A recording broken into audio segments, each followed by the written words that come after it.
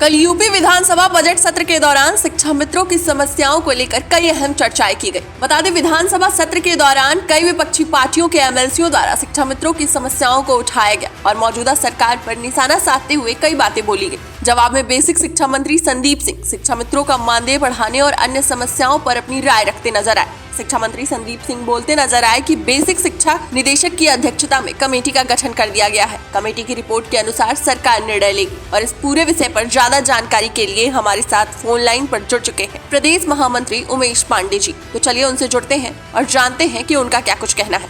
उमेश जी, जानना चाहूंगी आपसे कि यूपी विधानसभा का बजट सत्र चल रहा है जहां शिक्षा मित्रों की समस्याओं को लेकर अहम चर्चा की गई है।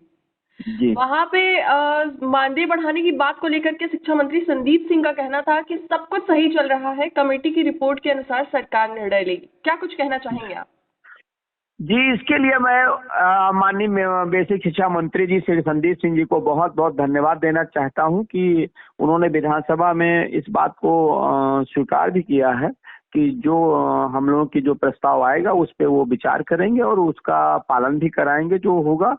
और इसके लिए मुझे विश्वास है क्योंकि ये सरकार लोकप्रिय सरकार है। हमारे जो मुख्यमंत्री जी हैं वो एक बहुत ही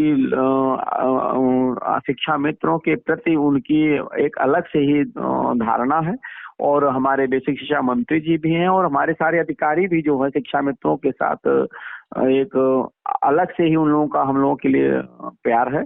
तो मुझे बहुत जल्द ही विश्वास है कि हम लोगों का प्रस्ताव बहुत जल्दी शासन में जाएगा और जाकर के शासनादेश होकर शिक्षा मित्रों के घर में जो है भी दीपक जलेगा। जी, तो क्या आप इस बात से सहमत हैं कि सब कुछ सही चल रहा है? जी, बिल्कुल सहमत है। और देखिए, ये सरकार का सिस्टम होता है जिसके तहत हम लोग की कमेटी बनी है। कमेटी में नियमितीकरण को लेकर के हम लोगों का सहमति बनी है और उसी पे प्रस्ताव भी बन रहा है।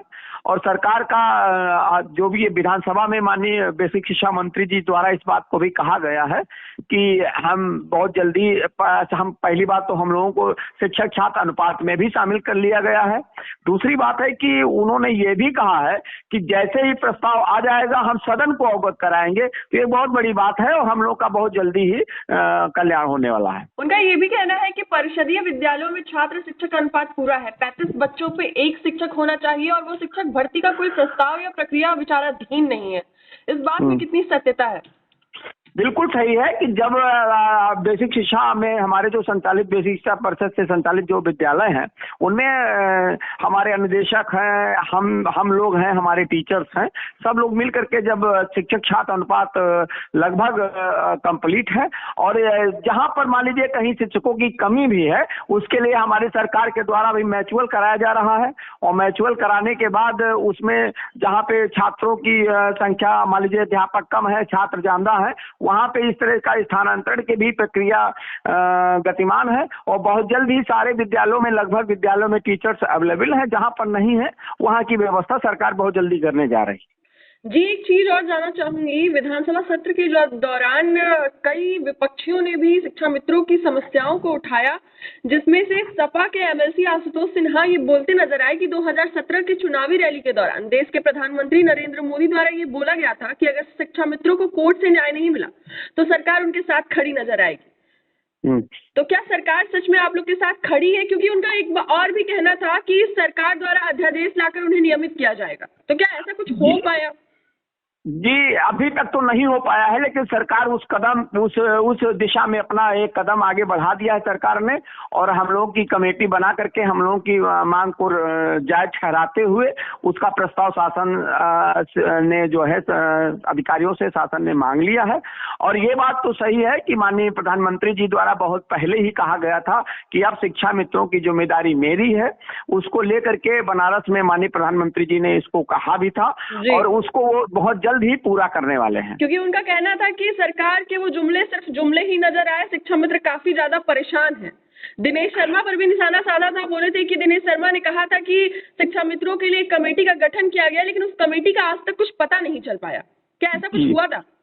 जी बिल्कुल हुआ था। माननीय जो डिप्टी सीएम साहब के द्वारा एक कमेटी का गठन किया गया था और गठन करने के बाद जो कमेटी की रिपोर्ट वो कहाँ चली गई ये आज तक ना हमारे समझ में आया है ना हमको लगता शासन प्रशासन के समझ में आया है। लेकिन उन बातों को छोड़ करके अब नए सिरे से बात जो इस समय जो सरकार के द्वारा और अधिकारियों के द्वारा जो शिक्षा मित्रों के हित में को लेकर के जो बैठकें लगातार चल रही हैं और उससे शिक्षा मित्रों का उज्जवल भविष्य जो है उज्जवल होने जा रहा है, इसमें दो राय नहीं है। और माननीय प्रधानमंत्री जी ने जो कहा था, माननीय मुख्यमंत्री जी ने जो कहा था कि शिक्षा मित्रों की जिम्मेदारी मेरी है, उसको वो पूरा करने जा रहे हैं, इसका मुझे पूर्ण विश्वास है।